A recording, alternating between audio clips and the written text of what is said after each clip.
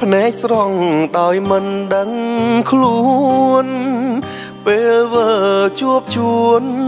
ព្រះអើយសង្វេគពុនពេកដើមពី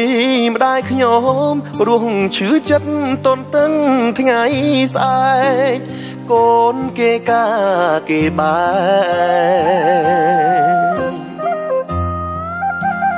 ចោលម៉ែរុងម្នាក់ឯងយប់ប្រលប់ឈឺក្តៅរងាទុកសោកកំព្រីក៏គ្មានកូនណាដឹងឡើយដេកអបទូរស័ព្ទមុនកូនចេញទៅគេបនសល់ឲ្យតែគ្មានកូនណាខលឡើយបនទៀនក៏ដោយក៏ស្ងាត់បាត់ឈឹងច្រើនឆ្នាំម៉ែចាំមកទូរស័ព្ទកូ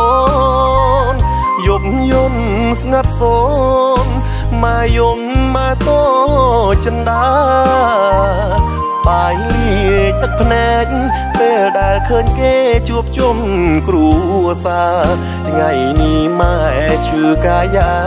ស្រក់ទឹកនេត្រាយំផ្ដាំកូនថ្លៃ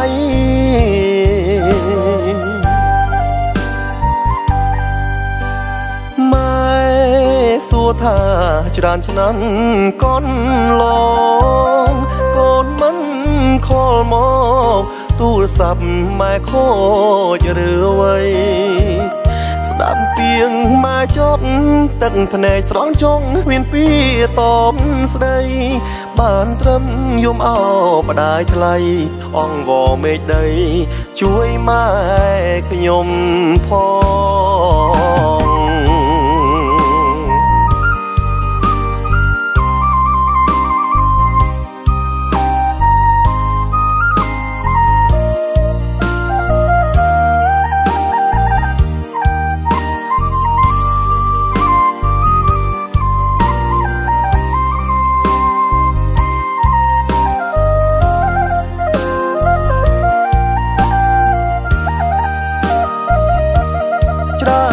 ឆ្នាំម៉ែចាំមកទូរស័ព្ទកូនយប់យន់ស្ងាត់សូនម៉ែយំម៉ែតូចិនដាបាយលាយទឹកភ្នែកពេលដែលឃើញគេជួបជុំគ្រួសារថ្ងៃនេះម៉ែឈឺកាយាស្រក់ទឹកនេត្រាយំផ្ដាំកូនថ្លៃ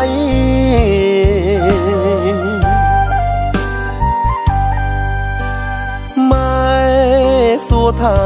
ច្រើនឆ្នាំកូនឡងកូនមិនខលមកទូរស័ព្ទម៉ែខូចឬអ្វីស្ដាប់ពីងម៉ែចប់ទឹកភ្នែកស្រង់ចុងមានពីតបស្ដីបានត្រឹមយំអោបដាយថ្លៃអង្វរមេឃដីជួយម៉ែខ្ញុំផង